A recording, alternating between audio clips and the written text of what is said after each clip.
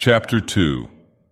As he put his hand to the doorknob, Winston saw that he had left the diary open on the table.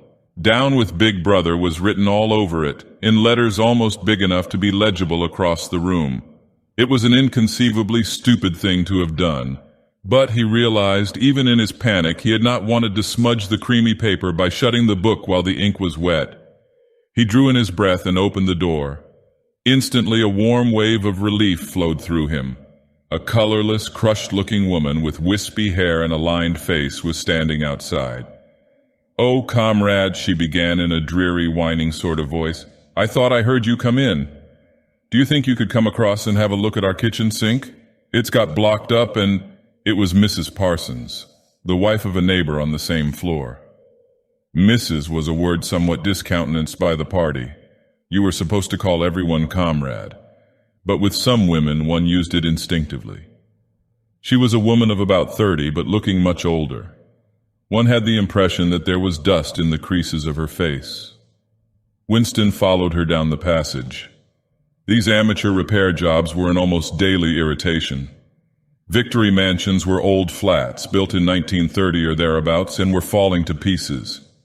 The plaster flaked constantly from ceilings and walls, the pipes burst in every hard frost, the roof leaked whenever there was snow. The heating system was usually running at half steam when it was not closed down altogether from motives of economy.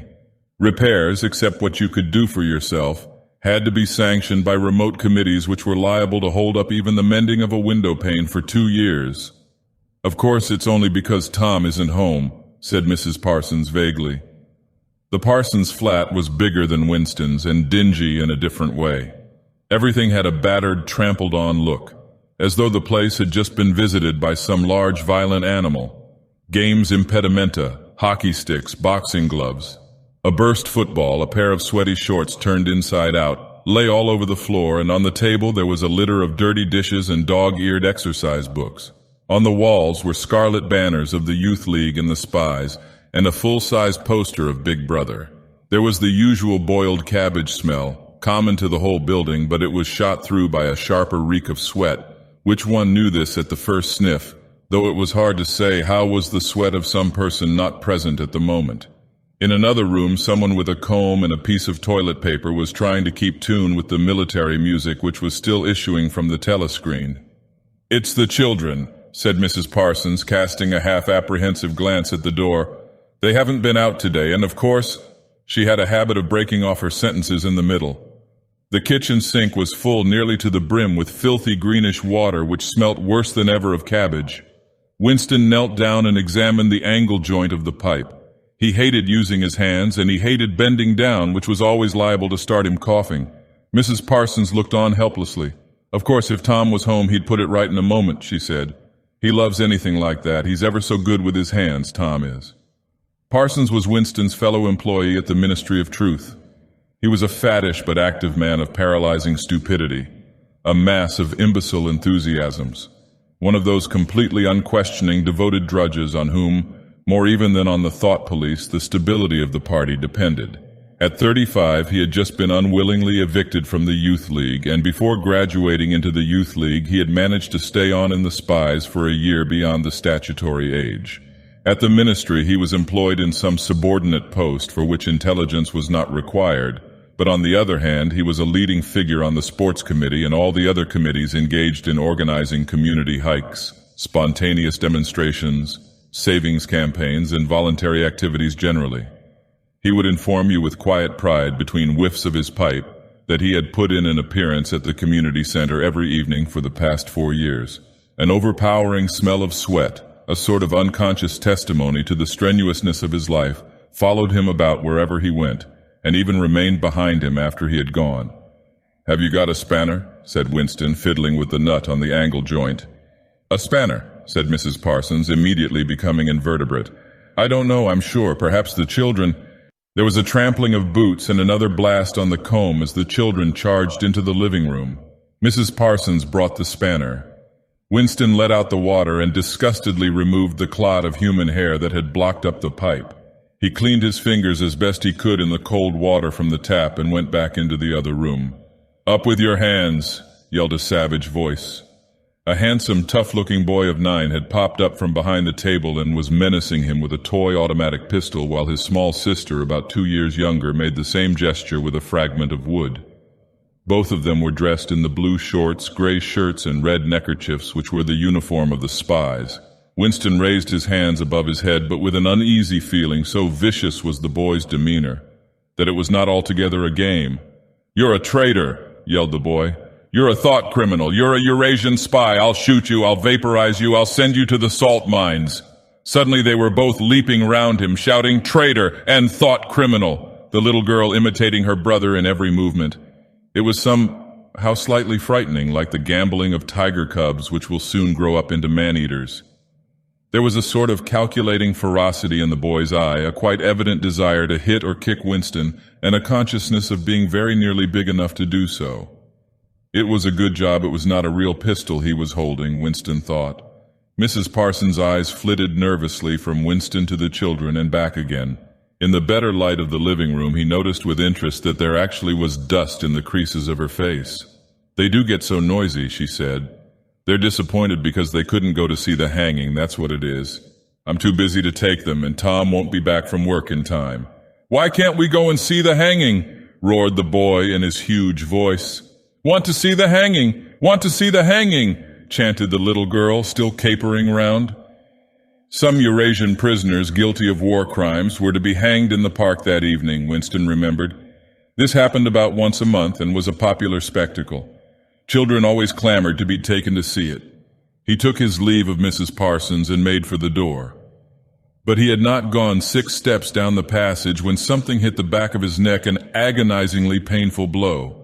It was as though a red-hot wire had been jabbed into him. He spun round just in time to see Mrs. Parsons dragging her son back into the doorway while the boy pocketed a catapult.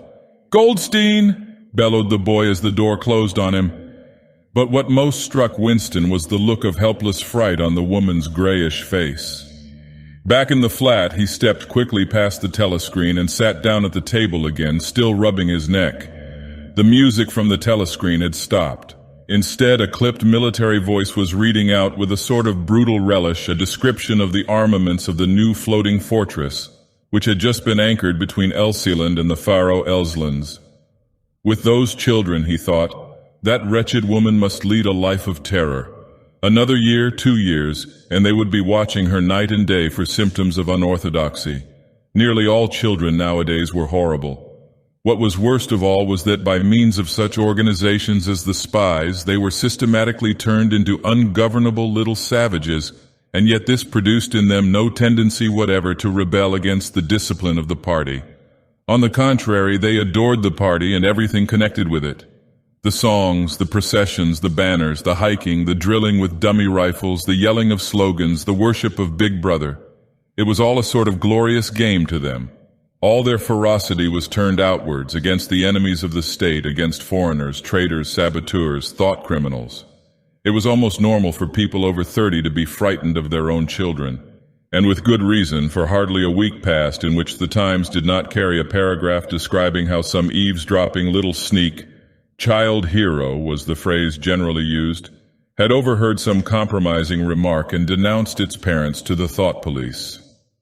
The sting of the catapult bullet had worn off. He picked up his pen half-heartedly, wondering whether he could find something more to write in the diary. Suddenly he began thinking of O'Brien again. Years ago, how long was it? 7 years it must be.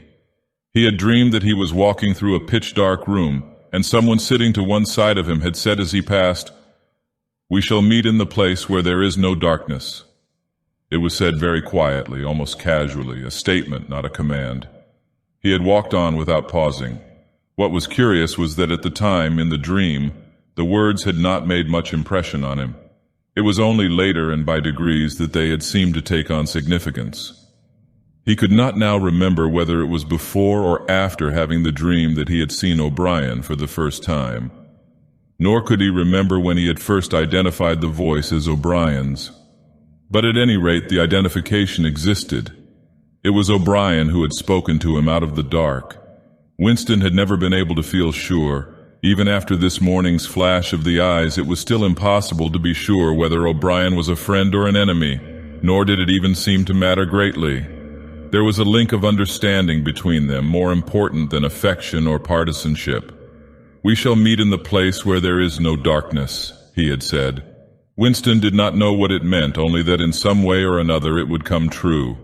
The voice from the telescreen paused. A trumpet call, clear and beautiful, floated into the stagnant air.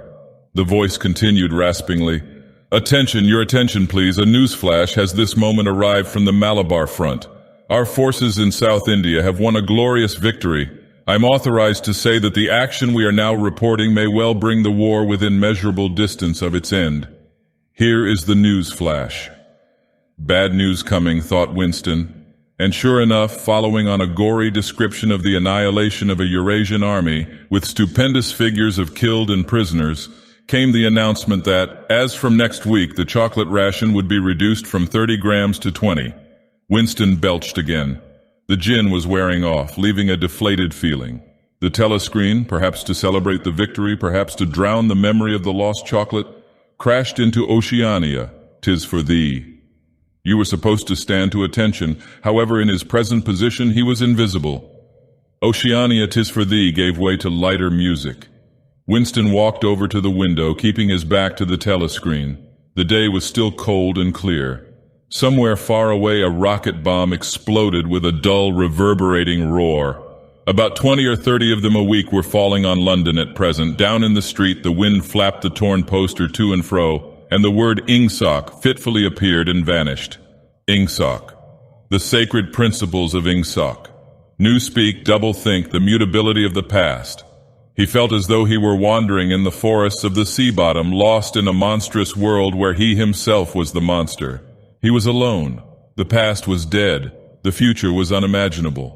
What certainty had he that a single human creature now living was on his side? And what way of knowing that the dominion of the party would not endure forever? Like an answer, the three slogans on the white face of the Ministry of Truth came back to him. War is peace. Freedom is slavery. Ignorance is strength. He took a 25-cent piece out of his pocket. There, too, in tiny, clear lettering, the same slogans were inscribed, and on the other face of the coin, the head of Big Brother. Even from the coin, the eyes pursued you. On coins, on stamps, on the covers of books, on banners, on posters, and on the wrappings of a cigarette packet, everywhere. Always the eyes watching you and the voice enveloping you. Asleep or awake, working or eating, indoors or out of doors, in the bath or in bed, no escape. Nothing was your own except the few cubic centimeters inside your skull. The sun had shifted round, and the myriad windows of the Ministry of Truth, with the light no longer shining on them, looked grim as the loopholes of a fortress. His heart quailed before the enormous pyramidal shape. It was too strong, it could not be stormed. 1,000 rocket bombs would not batter it down. He wondered again for whom he was writing the diary, for the future, for the past, for an age that might be imaginary.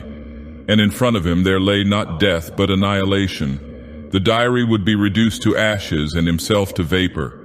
Only the thought police would read what he had written before they wiped it out of existence and out of memory. How could you make appeal to the future when not a trace of you, not even an anonymous word scribbled on a piece of paper, could physically survive? The telescreen struck 14. He must leave in 10 minutes. He had to be back at work by 14:30. Curiously, the chiming of the hour seemed to have put new heart into him.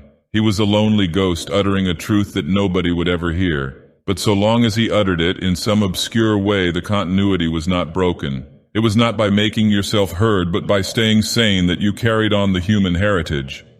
He went back to the table, dipped his pen, and wrote, "To the future or to the past, to a time when thought is free, when men are different from one another and do not live alone, to a time when truth exists and what is done cannot be undone.